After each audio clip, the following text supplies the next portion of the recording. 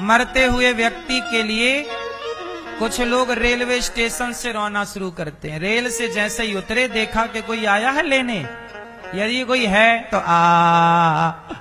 और कोई नहीं है तो कोई रोना धोना नहीं है। और कोई लोग बस स्टैंड से चालू, कोई आया बस है क्या, हाँ है चालू। वो ये बताना चाहते हैं कि हम भी बहुत प्रेम करते थे। बोलो हाँ। और कुछ लोग तो बस द्वार पे आए और उनका पोंगा चालू, द्वार से। बोलो हाँ। ये सारे लोग वही हैं। आप जरा इन लोगों को फोन लगाना कि भाई साहब जरा आओ, हम आपके साथ प्यार की दो बातें करें। आओ जरा, आपके साथ हमें थोड़ी सी जरूरत है, थोड़ा सहयोग कर दीजिए। हमें आपके साथ की जरूरत है, हमें आपके प्यार की जरूरत है। जब आप किसी से साथ मांगोगे ना, लोग साथ नहीं देंगे, लेकिन जब आप मर जाओगे तो रोने प्रॉपर आएंगे। आपके मरने में लोग आते हैं। आपको क्या लगता है आपके मरने पे आए हैं? नहीं, आपके मरने में कोई नहीं आता। लोग तो केवल अपना व्यवहार चुकाने आते हैं कि तुम्हारे मरने में नहीं जाएंगे तो हमारे मरने में कौन आएगा। और आपको लगता है देखो इतने लोग रो रहे हैं, किसी को कोई फर्क नहीं है कि आप मर रहे हैं। अच्छा ये बताओ, आप जब मरेंगे तो किसका क्या बिगड़ेगा? आपको लगता है मेरे बाद क्या होगा? तुम्हारे बाद भी सूर्योदय होगा, तुम्हारे बाद भी सूर्यास्त होगा, तुम्हारे बाद भी तीज त्योहार आएंगे, तुम्हारे बाद भी तुम्हारे घर में छोरा छोरियों का ब्याह होगा। क्या रुकेगा काम बताओ? इसलिए इस घमंड में ना रहो कि मेरे बाद क्या होगा। आप तो मन भगवान में लगाओ। अब उम्र हो गई है ईश्वर को पाने की। भगवान ही आपके हैं और कोई आपका, आप कितना भी कहो कि ये मेरा है। ये दुनिया रोती है, और रोती भी कैसी है, गजब। जब आप मरोगे तो आप मरे पड़े रहोगे। वो पड़ोसन चाय बना के लाएगी, बहन थोड़ा पी लो, अदरक वाली है। सही है कि गलत है? सास मरी पड़ी है, लोग मरे पड़े हैं, और घर वाले चाय पी रहे हैं। अच्छी चाय बनाई है तैने, तेरी सास मरेगी, तेरे लिए मैं ऐसी चाय बना के लाऊंगी, बढ़िया अदरक वाली। ये बात सही है कि गलत है? जब कोई मर जाता है लोग चाय बना के लाते हैं कि नहीं? और रोने वाला थोड़ा गला सेक सेक के फिर बाद में सिक गया गला, चाय फिनिश, फिर चालू। ऐसा है या नहीं? सही बताओ, हम गलत बोल रहे हैं क्या? सही है, यही सच्चाई है। लोग रोते भी हैं तो उनके आंसू असली नहीं है, फॉर्मेलिटी है, औपचारिकता है। चाय पी पी के रो लिए। कोई बढ़िया मस्त बना के खाना भोजन ले आए तो खा खा के रो रहे हैं। बात सही भी है, भूखे कब तक रहेंगे? इसलिए सीधा ये है कि आपके मरने के बाद किसी का कुछ एक रत्ती बिगड़ने वाला नहीं है। बिगड़ेगा तो आपका। क्या बिगड़ा आपका? आप जिन परिवार के मोह में पड़े रहे, वो तो तुम्हारे मरने पर चाय पी रहे हैं, समोसा खा रहे हैं। तुम उनका चिंतन करते करते मर गए, तुम्हारी दुर्गति होगी। इसलिए कहता हूं, मरने का टाइम आए तो सबसे नाता तोड़कर गिरधर से नाता जोड़ लो। नाता एक राम जी से, दूजा नाता तोड़ दे। भगवान मेरे तो गिरधर गोपाल, दूसरो ना एक भगवान के सिवा कोई। यही अटल सत्य है। आप मान लो या मत मानो। मेरे मरने के बाद लोग रोएंगे तो रोने से मेरा क्या फायदा होगा? आपके रोने से मेरा क्या फायदा? फायदा तो इस बात का है कि मैंने जीते जी भला कितना किया। मेरे मरने के बाद आप रोएं, मैं नहीं चाहता कि आप रोएं। मेरे जीते जी मेरा साथ किस किस ने दिया, साथ देने वालों की जरूरत है, रोने वालों की जरूरत नहीं।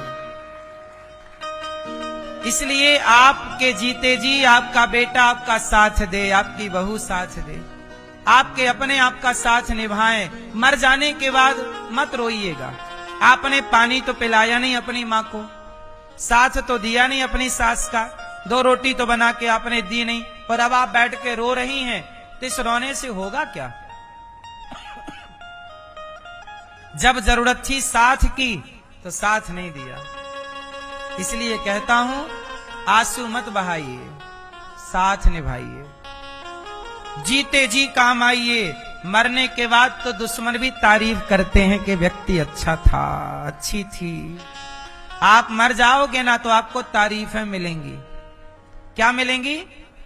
हाँ, मरने के बाद लोग तारीफ करते हैं और जीते जी पांव पकड़ पकड़ के खींचते हैं। क्यों आगे जा रहा है, क्यों आगे, चल पीछे। जीते जी साथ देने वाले कम नहीं हैं। याद रखना, जितने लोग मुर्दे के साथ यात्रा में सम्मिलित होते हैं, उतने भी लोग जीते जी व्यक्ति का साथ नहीं देते। मरने के बाद सम्मिलित होने वालों की भीड़ ज्यादा है, पर जीते जी साथ देने वालों की भीड़ नहीं है। मुर्दे का साथ है, जिंदा का साथ नहीं। यही तो रिवाज है इस धरती का कि जीते जी का साथी कोई नहीं, मुर्दे के साथी हजार हैं। जिंदा थे तो कपड़ा नहीं दिया, मर गए तो सॉल उड़ाए जा रहा। जिंदा थे तो गालियां दे रहा था, मर गए तो फूलों की माला डाल रहा। जिंदा थे तो एक कदम साथ ना चला, मर गए तो शमशान तक साथ जा रहा। जिंदा थे तो पानी ना पिलाया, मर गए तो सिर फोड़ के कपाल मोचन करके घी पिला रहा। बोलो हाँ। जिंदा थे तो प्यार के 2 शब्द नहीं थे, मरने के बाद लोग घंटों तारीफ करते हैं, है ना? इसलिए कहता हूं, ये बनावटी दुनिया को पहचानो। आप लोग नहीं पहचानते, हम पहचानते हैं। आप लोग झूठ को ही सच मान लेते हैं। आप लोग लोगों के आंसुओं में बह जाते हैं कि लोग रो रहे हैं। बिगड़ेगा तो केवल मरने वाले का। इसलिए अपना मरण सुधारना चाहते हो तो जीते जी अपनी जिम्मेदारियां निभाओ, पूरी करो, और आत्मसमर्पण बेटा बेटी में नहीं, भगवान के चरणों में। बच्चों को पढ़ाओ लिखाओ, काबिल बना दो, खड़ा कर दो पांव पे, तू संभाल, हम चले। जो पैसा कमाया है वो पैसा समाज की सेवा में लगाओ। बेटे को टैलेंट दे दो, तू कमा खा। बच्चे को पैसा देने की ज्यादा जरूरत। बच्चों को क्या देना चाहिए? योग्यता, टैलेंट। पढ़ाओ लिखाओ, काबिल बनाओ। जंगल के शेर और सर्कस के शेर, 2 शेर होते हैं। एक जंगल का, दूसरा सर्कस का। सर्कस का शेर मालिक के टुकड़ों पे पलता है। मालिक ने 10 बजे तो मांस का टुकड़ा फेंक दिया, शेर आया खा के बैठ गया। शाम हुई फिर एक मांस का टुकड़ा दिया, शेर खाया बैठ गया। लेकिन जंगल का शेर अपने लिए खुद प्लानिंग करता है, धीरे धीरे छिप छिप के, और वो हिरण की ओर बढ़ता है और शिकार करता है, और जरा सा टुकड़ा नहीं, पूरा हिरण ताजा ताजा खाता है। तो जो माता पिता अपने बेटों के लिए ज्यादा जोड़ रहे हैं, जो माता पिता अपने बेटों के लिए ज्यादा जोड़ रहे हैं, वो माता पिता अपने बच्चों को सर्कस का शेर बना रहे हैं। उनका टैलेंट भूल जाएगा कमा के खाने का, अपाहिज हो जाएंगे। लेकिन जिनके पास कुछ नहीं है टैलेंट के सिवा, वो अपने टैलेंट से कमाना सीखेंगे। वो जंगल के शेर हैं, कमा के खाएंगे। इसलिए ज्यादा सुख सुविधाएं भी व्यक्ति को अपाहिज करती हैं। ये बात सही है कि गलत है? बोलो हाँ। इसलिए बच्चों को ऐसो आराम मत देना, बच्चों को उनका संघर्ष सिखाओ। बेटा ये कठिन समय आ सकता है, ये समय आ जाएगा। आज हमारे पास पैसा है, कल नहीं होगा। पैसा सदा नहीं रहता। सत्ता, बोलो सत्ता, जोर से। सत्ता, सुंदरता, संपत्ति, ये तीनों किसी के बाप की बफौती नहीं है। सत्ता सदा के लिए नहीं है, सुंदरता सदा के लिए नहीं है, और संपत्ति सदा के लिए नहीं है। यदि आज संपत्ति मिली है उसका सदुपयोग कर लो। संपत्ति मिले तो आलसी ना हो जाना, अकर्मण्य ना हो जाना। जीवन कैसे जीना है सीखना, क्योंकि आज संपत्ति है, कल रहेगी, इसकी कोई गारंटी। हर परिस्थिति पर रहना सीखो।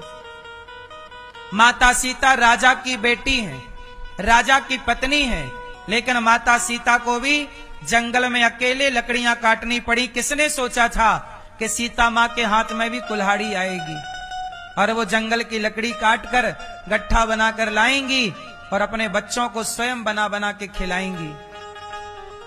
ना 56 भोग होगा, ना आलीशान महल होंगे, नमक रोटी अचार रोटी भी खानी पड़ी, सूखा